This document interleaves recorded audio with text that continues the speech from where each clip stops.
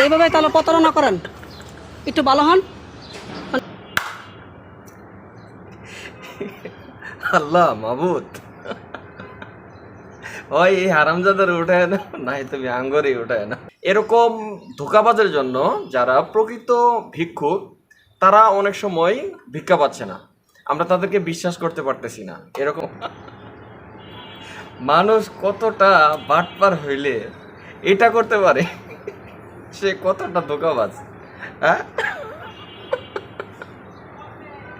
কি একটা ভাবভঙ্গি ধরে প্রতিবন্ধী সাইজা সে মানুষকে 3 বছর যাবত ধোঁকা দিয়ে আসতেছে। সত্যি তার প্রশংসা করতে হয়, তার দক্ষতার। সাবাস বেটা সাবাস, আসলে তোর দ্বারাই সম্ভব। স্টাইলটা দেখছেন?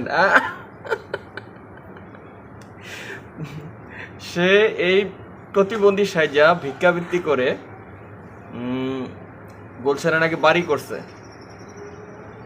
R15 মোটরসাইকেল কিনছে, শুধু একটু প্রতিবন্ধী সাজছে। তার যে টেকনিকের প্রশংসা করতে হয়।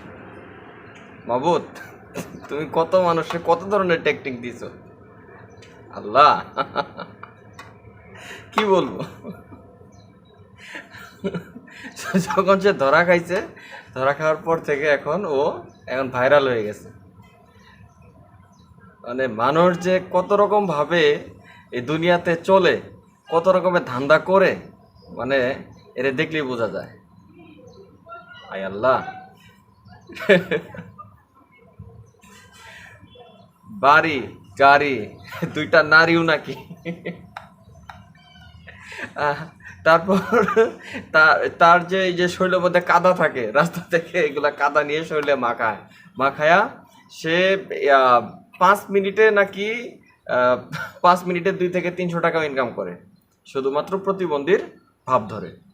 আসলে মানে কি বলবো, এরকম ধোঁকাবাজের জন্য যারা প্রকৃত ভিক্ষুক তারা অনেক সময় ভিক্ষা পাচ্ছে না, আমরা তাদেরকে বিশ্বাস করতে পারতেছি না এরকম ধোঁকাবাজের জন্য।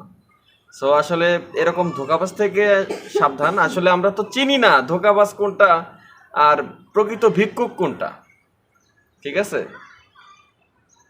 কিছুক্ষণ আগেও আমি একজন ভিক্ষুককে দেখলাম, তো দেখে আমার ওর কথা মনে পড়লো যে আসলে এটা কি ওই ধোঁকাবাজ নাকি আসলে প্রকৃত ভিক্ষুক, বোঝা খুব কঠিন। কি বলবো, আসলে এদের জন্য 2-4 জনের জন্য যারা প্রকৃত ভিক্ষুক তারা কিন্তু ভিক্ষা পাচ্ছে না, তারা অবহেলিত হচ্ছে। তো যাই হোক, কি আর করার।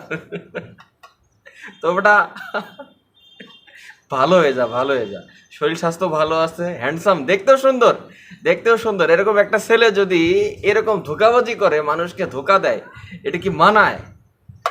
বাট শরীরে শক্তি আছে, জোয়ান ইয়ং ছেলে, সে চাকরি করে খাবে, কর্ম করে খাবে, সে এগুলা কেন করবে? ভালো হয়ে যাবে। আল্লাহ হাফেজ।